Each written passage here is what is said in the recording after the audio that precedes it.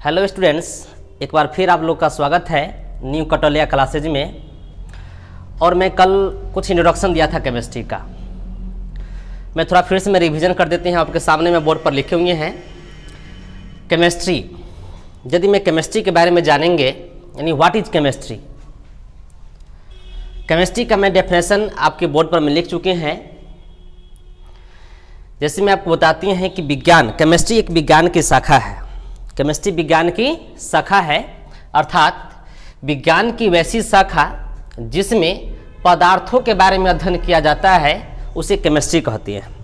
यह बात मैं कल आप सभी के पिछले वीडियो में बता चुके थे। हमारे प्रकृति में, हमारे इस वातावरण में जितने पदार्थ हैं, पदार्थ मुख्य रूप से 3 रूप में पाए जाते हैं, जैसे ठोस, द्रव और गैस। इन 3 रूप में पदार्थ पाए जाते हैं हमारे प्रकृति में, और इन सारी पदार्थों के बारे में हम अध्ययन करते हैं किसमें? केमिस्ट्री में। अर्थात विज्ञान की वैसी शाखा जिसमें पदार्थों के बारे में अध्ययन किया जाता है उसे केमिस्ट्री कहते हैं।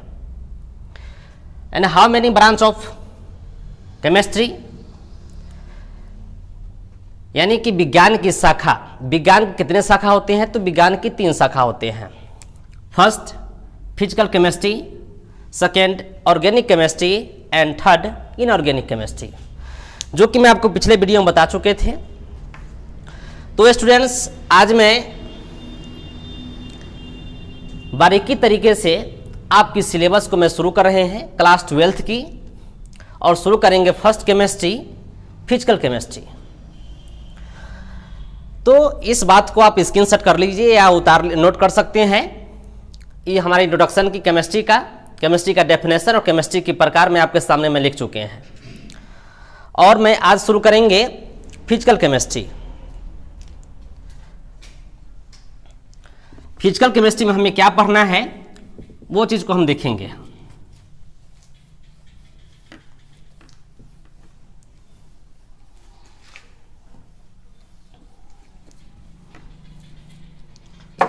तो स्टूडेंट्स, आज हमें शुरू करना है फिजिकल केमिस्ट्री। और फिजिकल केमिस्ट्री में कुल कितने चैप्टर पढ़ने हैं मैं पहले उसका डिटेल जानेंगे और बारी बारी से प्रत्येक चैप्टर को डील करेंगे।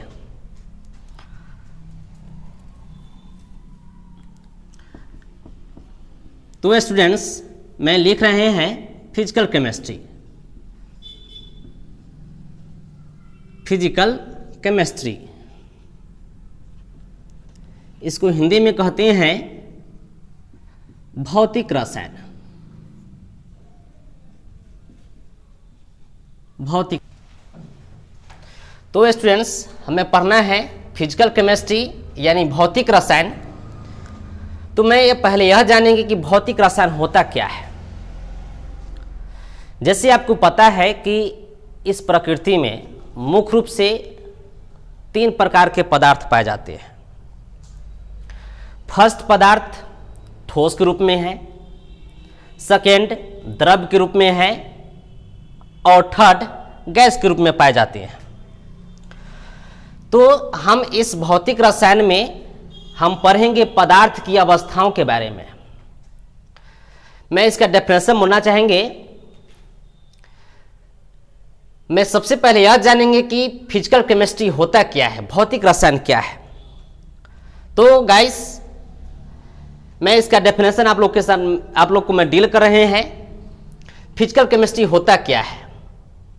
That chemistry in which study of state of matter. Students, मैं पिछले क्लास में इसका मैं परिभाषा बता चुके थे, मैं फिर से रिपीट कर रहे हैं। That chemistry in which study of state of matter is called physical chemistry, यानी वैसी रसायन जिसमें पदार्थ की अवस्थाओं के बारे में अध्ययन किया जाता है उसे फिजिकल केमिस्ट्री कहते हैं। और फिजिकल केमिस्ट्री में क्लास 12th में कुल मिलाकर हमें 5 चैप्टर को स्टडी करना है। चैप्टर फर्स्ट ठोस अवस्था। ठोस अवस्था। सेकेंड विलयन। थर्ड वैद्युत रसायन। फोर्थ,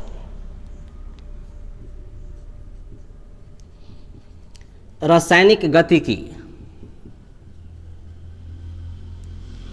और फिफ्थ, पृष्ठ रसायन।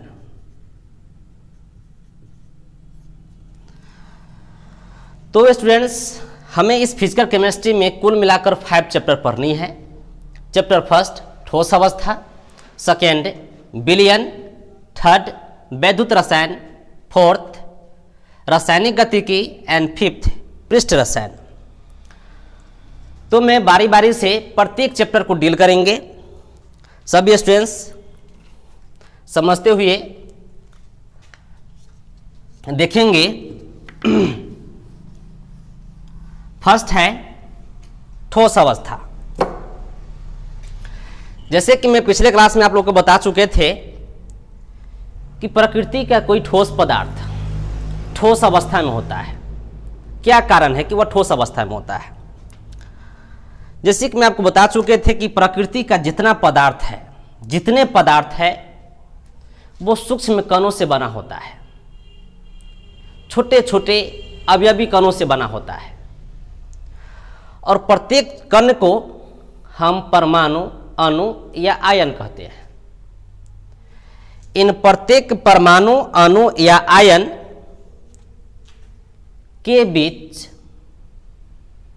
अंतरा आणविक आकर्षण बल लगती है, जिसके कारण पदार्थ के कण एक दूसरे को जकड़ के पकड़ा हुआ रहता है, एक दूसरे के संपर्क में रहता है, जिसके कारण पदार्थ ठोस अवस्था में पाया जाता है। एक एग्जाम्पल समझेंगे। मान लीजिए कि कोई ठोस पदार्थ की अवयवी कण है जो एक दूसरे के संपर्क में है, जो एक दूसरे के संपर्क में है।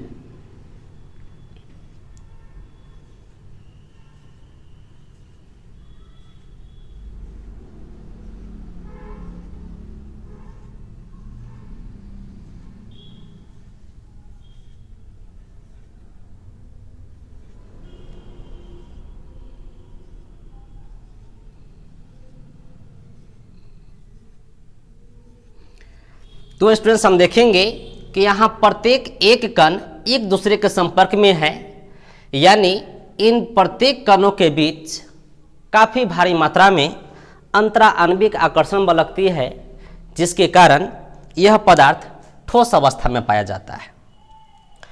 यदि मैं बात करें पदार्थ की द्रव अवस्था की, तो पदार्थ की द्रव अवस्था में इनके अवयवी कणों के बीच आकर्षण बल की मान कम होती है, जिसके कारण इसमें फैलने की प्रक्रिया पाई जाती है, विसरण की प्रक्रिया पाई जाती है।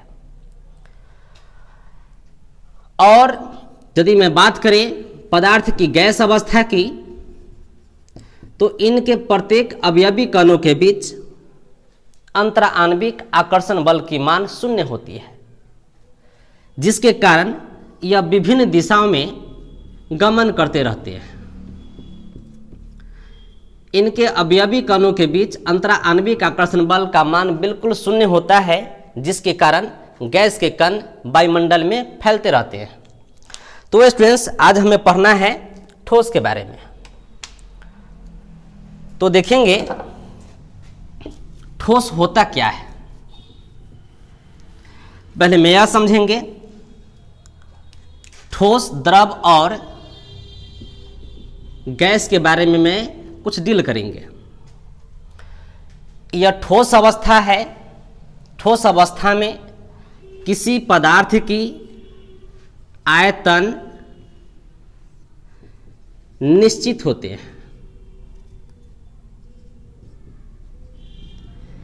आयतन निश्चित होते हैं।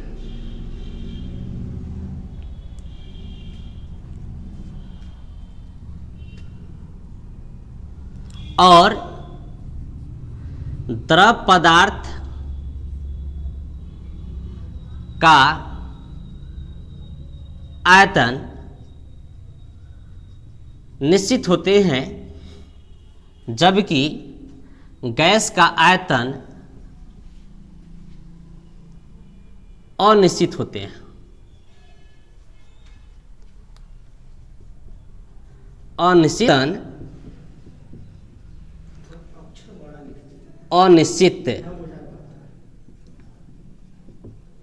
अनिश्चित होते हैं। और मैं सेकेंड बात करते हैं इस ठोस का, तो इसकी आकृति निश्चित होते हैं। आकृति निश्चित होते हैं। यदि मैं द्रव की बात करते हैं तो इनकी आकृति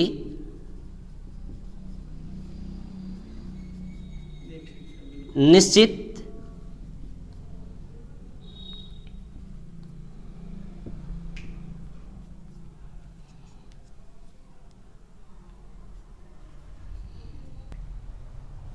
तो स्टूडेंट्स, मैंने बताया इस ठोस पदार्थ की आकृति निश्चित होती है, द्रव की आकृति अनिश्चित होती है।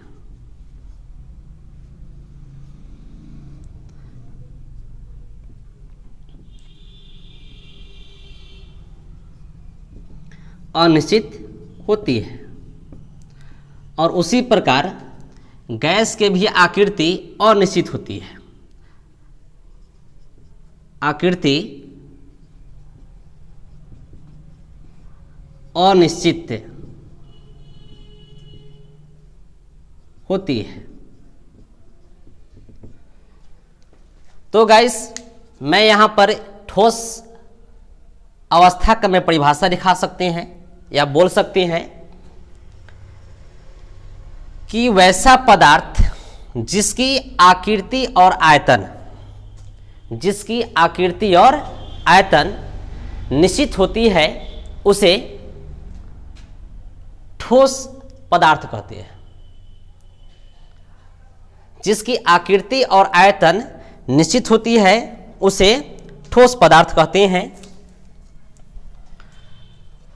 तो गाइस, हम इस चैप्टर में पढ़ेंगे पदार्थ की ठोस अवस्था के बारे में।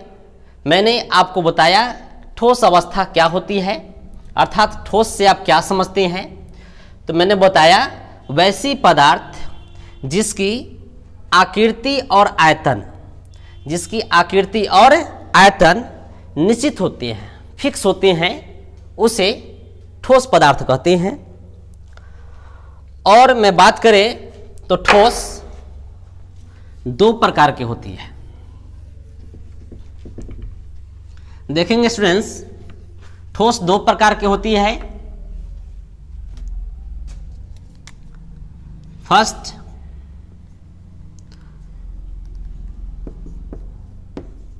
हम लिखेंगे ठोस के प्रकार। तो स्टूडेंट्स, ठोस दो प्रकार की होती है।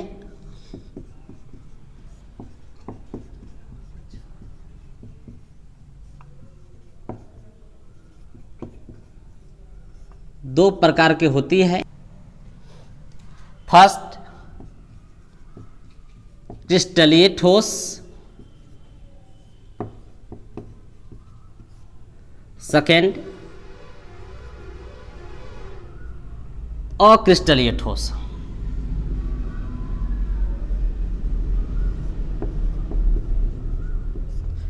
अक्रिस्टलीय ठोस।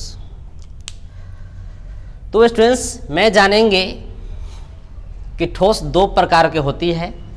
फर्स्ट, क्रिस्टलीय ठोस, दूसरे अक्रिस्टलीय ठोस। तो स्टूडेंट्स, क्रिस्टलीय ठोस क्या होते हैं और अक्रिस्टलीय ठोस क्या होते हैं, मैं सबसे पहले इसको मैं डील करते हैं। क्रिस्टलीय ठोस क्या होते हैं और अक्रिस्टलीय ठोस क्या होते हैं। तो देखेंगे स्टूडेंट्स, और आप लोग कोशिश करेंगे कि सुनकर समझें और याद करें, क्योंकि मैं कल ही बोला था the listener better than speaker, यानी वक्ता से अच्छा श्रोता होता है। इसलिए आप सुनकर याद रखेंगे। तो स्टूडेंट्स क्रिस्टलीय ठोस क्या होती है और अक्रिस्टलीय ठोस क्या होती है, मैं पहले इसको डिफाइन करते हैं बारी बारी से। फर्स्ट क्रिस्टलीय ठोस। तो स्टूडेंट्स वैसा ठोस जो रावादार एवं कठोर होते हैं, जो रावादार एवं कठोर होते हैं उसे क्रिस्टलीय ठोस कहते हैं। सेकेंड अक्रिस्टलीय ठोस, वैसा ठोस जो बेरावादार और भंगुर होते हैं उसे क्रिस्टलीय ठोस कहते हैं।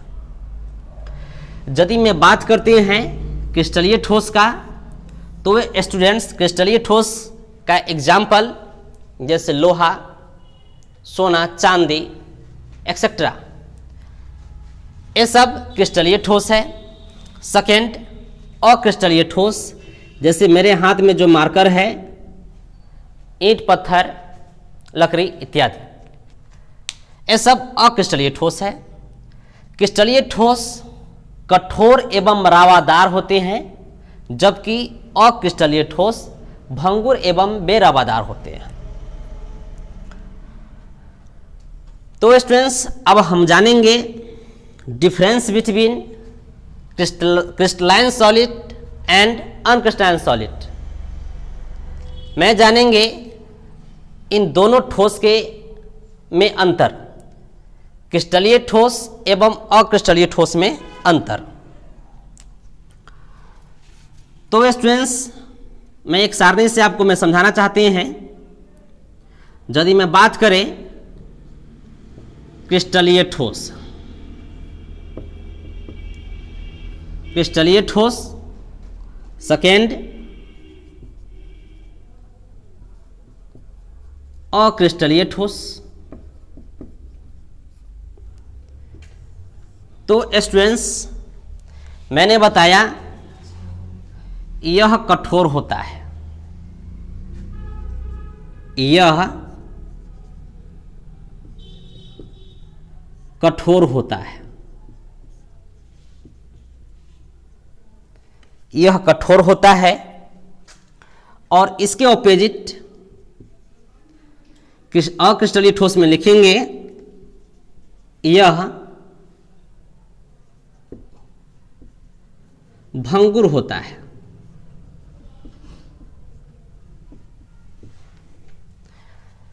मैंने फर्स्ट अंतर मैंने देखा, यह कठोर होता है, यह भंगुर होता है। सेकेंड डिफरेंस देखेंगे स्टूडेंट्स, यह रवादार होता है,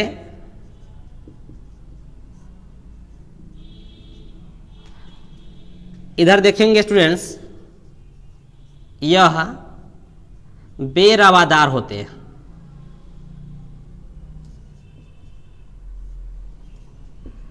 बेरवादार होते हैं। थर्ड अंतर देखेंगे, इसके द्रव्यनांक एवं क्वथनांक, द्रव्यनांक एवं क्वथनांक उच्च होते हैं। इधर देखेंगे इसके द्रव्यनांक एवं क्वथनांक निम्न होते हैं।